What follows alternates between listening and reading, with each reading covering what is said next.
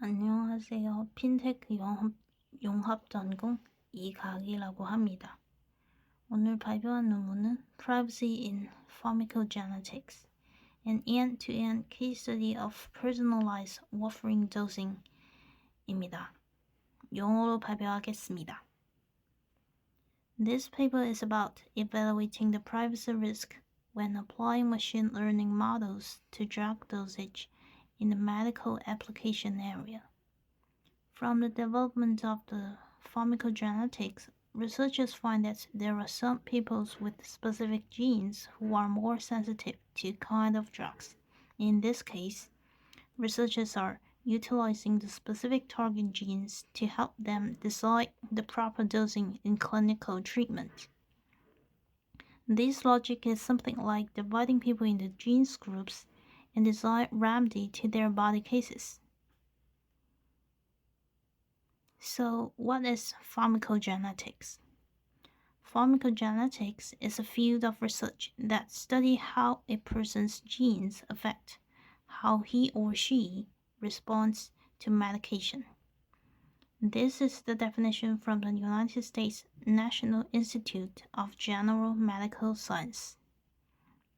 And this field combines the science of drugs and the study of genes and their functions to develop effective, safe medication that can be prescribed based on a person's genetic makeup.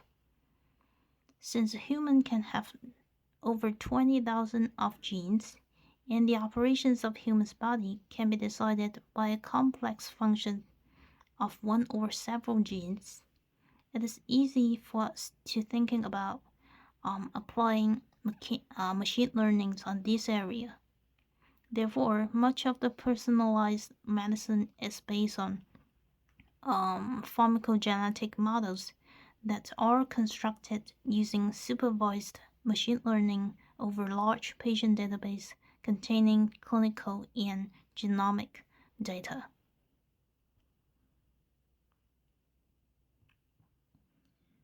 And when it comes to databases, we'll think about the privacy security issues associated with data leaking. However, this paper points out that it is not only about database leaking, but also the model built from the database. So, in the application processes of pharmacogenetics, there are typically two channels of privacy leaking. First, leaking patient database can enable the de-anonymizations of users and others' privacy risks. But actually, datasets themselves are often only disclosed to the researchers, which means it is not easy to cause privacy problem. However, the model learned from the dataset are made public, but without not much protections on the possibility of privacy risk related to them. So this paper is therefore on determining to what extent the model themselves leak private information and even in the absence of the original dataset. Then how can the model itself be a loophole for private information? Basically, it ascribes to the technique of model inversion.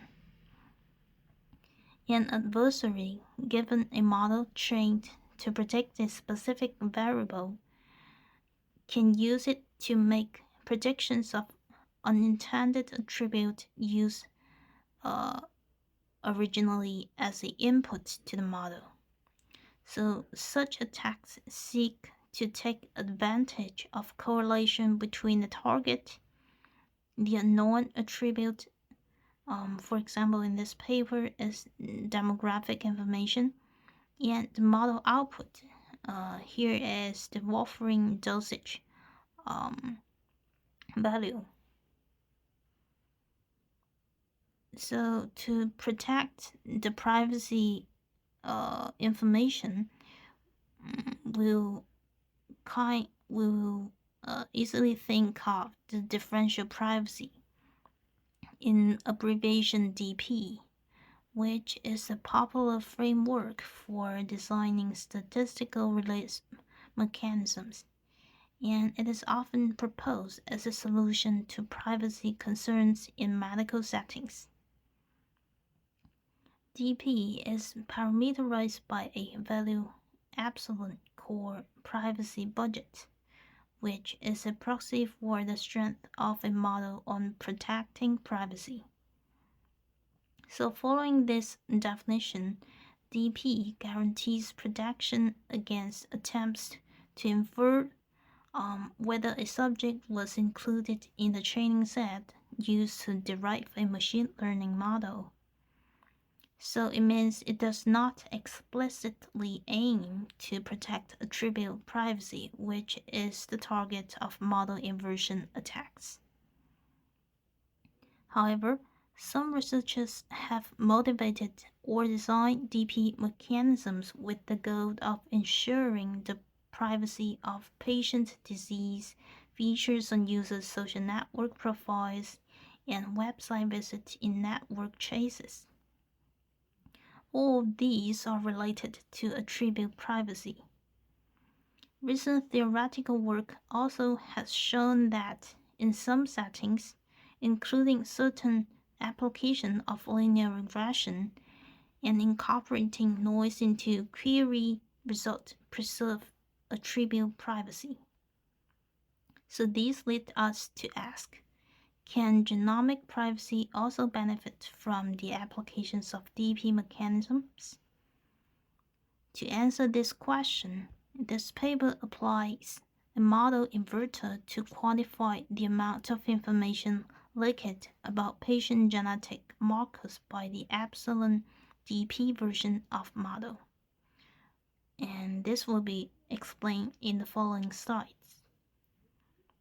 From the result, the author showed that even though DP was not specifically designed to protect the attribute privacy for sufficiently small epsilon smaller or equal to 1, the genetic markers cannot be accurately predicted with the protection from DP mechanisms.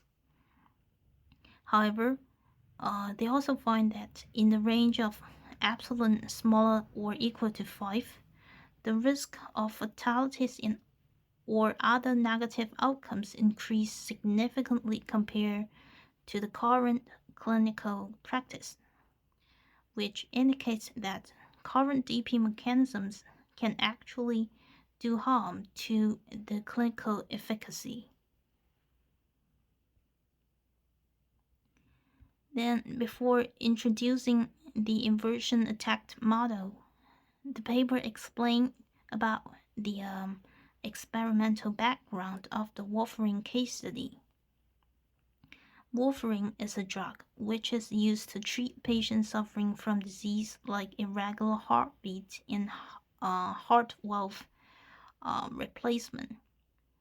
So, by reducing the tendency of blood to clot at an appropriate dosage, it can reduce risk of clotting events, particularly like stroke. Unfortunately, warfarin is very difficult to dose, and proper dosages can differ by an order of magnitude between patients, and this has led to warfarin status as one of the leading causes of drug-related adverse events.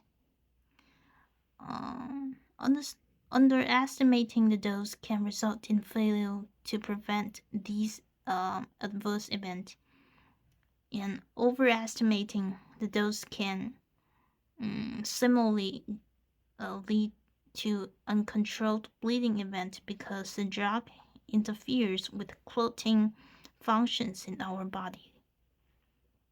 To solve the risk of warfarin dosage, genopharmacologists find that taken together with age and height, etc., auxiliary information, the genotype CYP2C9 and VKORC1 account for about 54% of the total warfarin dose requirement variability.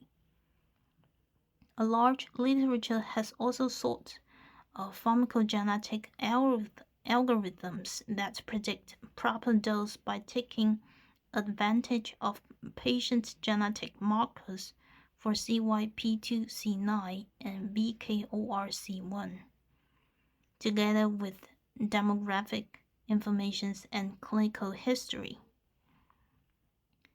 And here, this paper selects IWPC algorithm as one of the public linear regression models. The algorithm was built from the data collected from patients who were prescribed warfarin from 21 sites in 9 countries and 4 continents.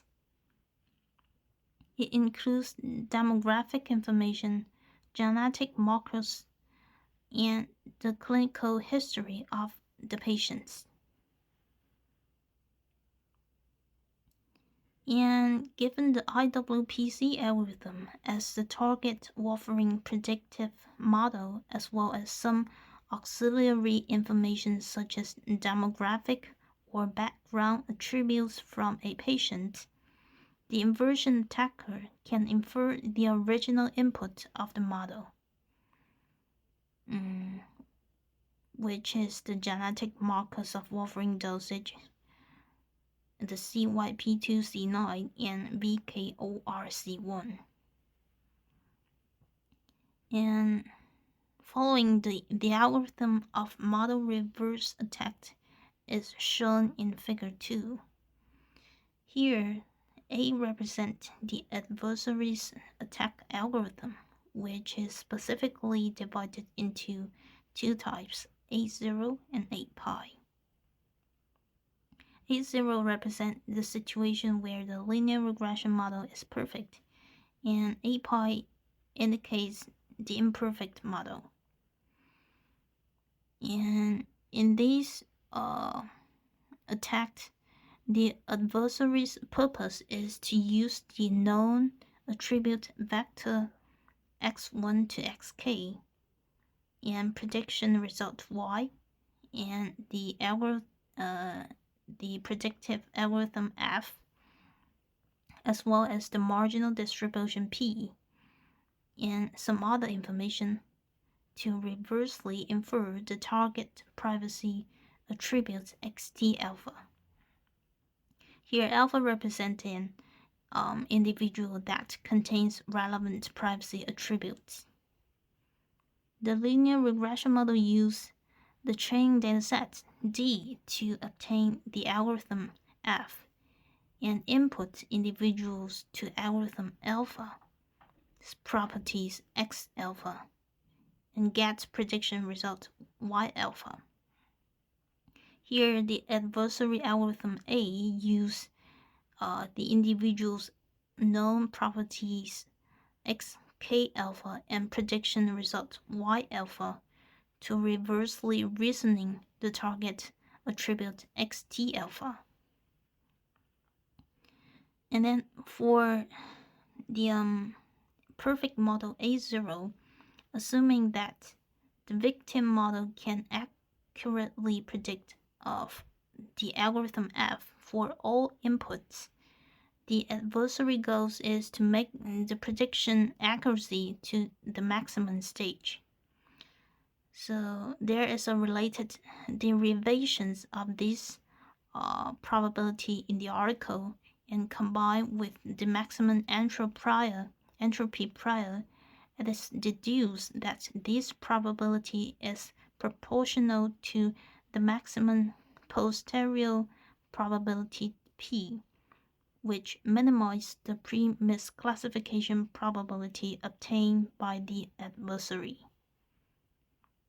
And for A-pi, the imperfect model, for a situation where the algorithm F cannot be predicted accurately, the input of the corresponding adversary adds information about the model performance.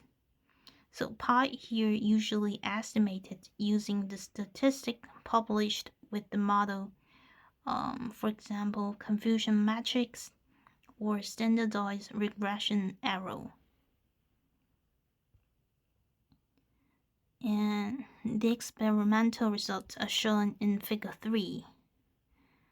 On the genotype VKORC1 for the accuracy evaluation index, A0 and 8pi is close, but A0 is something like higher than 8pi, and for the measures of AUCROC,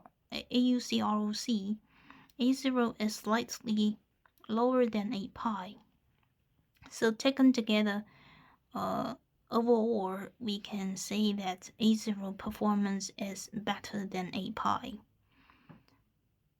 So here it indicates that in the reverse inference of this genotype, the better the performance of the prediction model, the better the reverse inference model. On the genotype CYP2C9, A0 and 8pi also perform closely. Neither of them is significantly better than the baseline, indicating that CYP2C9 is difficult to predict using a linear regression model. And in addition, the author refers that they also do evaluation on the validation set using 8pi. For the predictions of the two genotypes, the accuracy of the validation set is lower than that of the training set. So from the previous slide, we saw that linear models trained on private datasets leak information about patients in the training cohort. The author keep exploring the issue on models and datasets for which differential privacy has been applied. For a test of two differential privacy mechanisms, first the differential privacy histogram algorithm, and second differential linear regression. Different conditions are also divided for the understanding of attribute information with all except genotype or with demographic information. Under different conditions for different algorithms, different privacy budgets were tested separately with the predictions of different genotype under 5 groups. And from the results graphs above, we can see that private histograms leak significantly more information about patient genotype than private linear regression models. As we see that the general accuracy of the inference model are higher in private histogram. And private linear regressions is not overfit in all conditions, while private histograms are overfit on the genotype CYP2C9 in some budget levels. For both models, performance for CYP2C9 is strikingly lower than that for VKORC1, which indicates that using genetic markers of CYP2C9 can suffer less from privacy leaking issues. As a result, in DP experiment also suggests that the accuracy of inference model can also relate to the privacy budget. The author evaluate the potential medical consequences of using a differential private regression algorithm to make dosing decisions in warfarin therapy. Specifically, they estimate the increased risk of stroke, bleeding, and fatality resulting from the use of differential private warfarin dosing at several privacy budget settings. Here, 3 dosing algorithms are compared in the simulation test.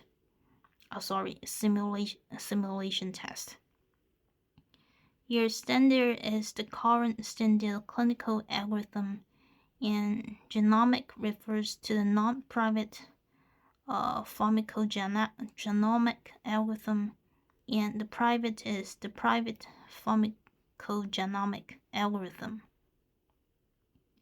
The simulated dosing is specifically divided into 4 stages: enrollment, initial dosing, dose titration, and measure outcomes.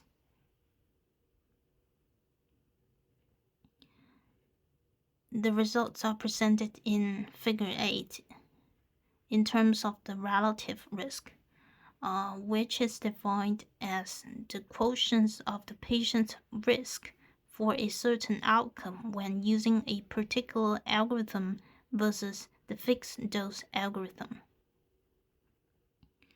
And from the graph, we can see that for reasonable privacy budget with strong protection, where the epsilon is smaller or equal to 5, private pharmacogenomic dosing result in greater risk for stroke, bleeding, and fatality event as compared to the fixed dose protocol.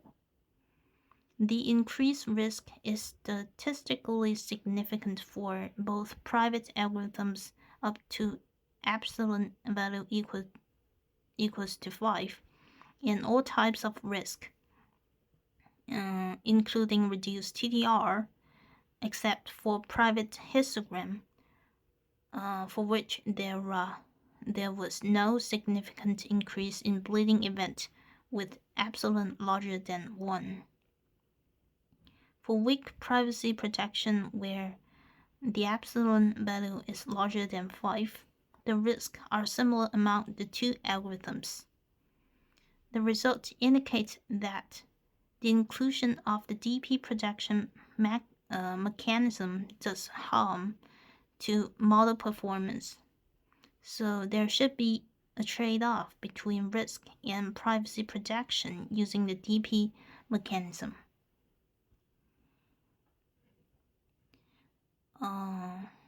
The author also talks about the positive side of the result, that they recognize that there is evidence that both algorithms may reduce all types of risk at certain privacy budget levels.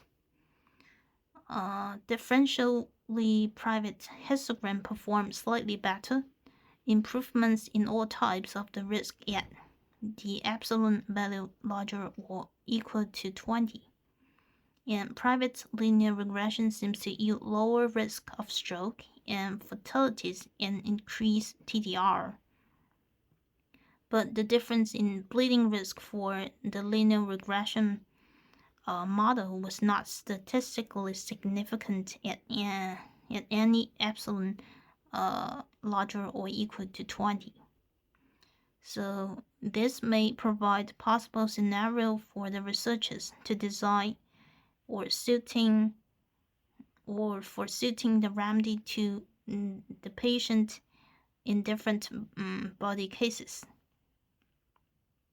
One thing to be noticed here is that differential private statistical models may provide effective algorithms for predicting initial warfarin dose, but only at low setting of epsilon value larger than 20 that yield hardly or very little privacy protection.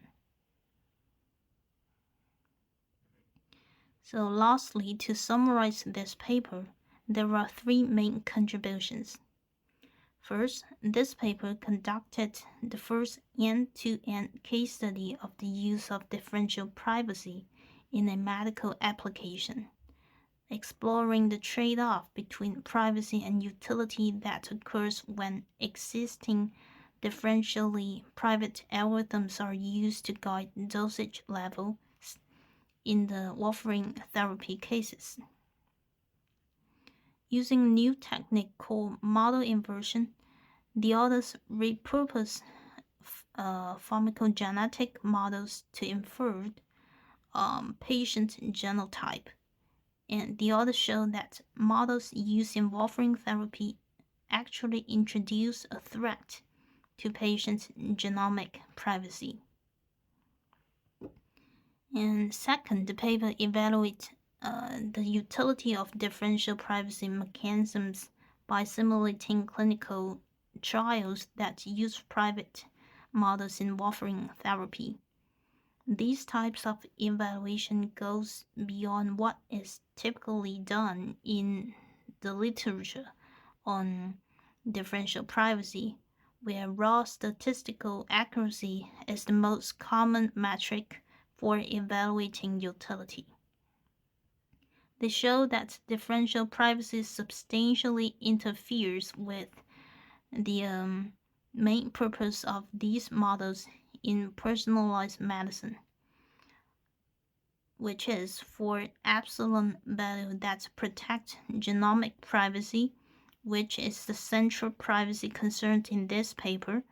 The risk of negative patient outcomes increase beyond the acceptable levels in medical treatment.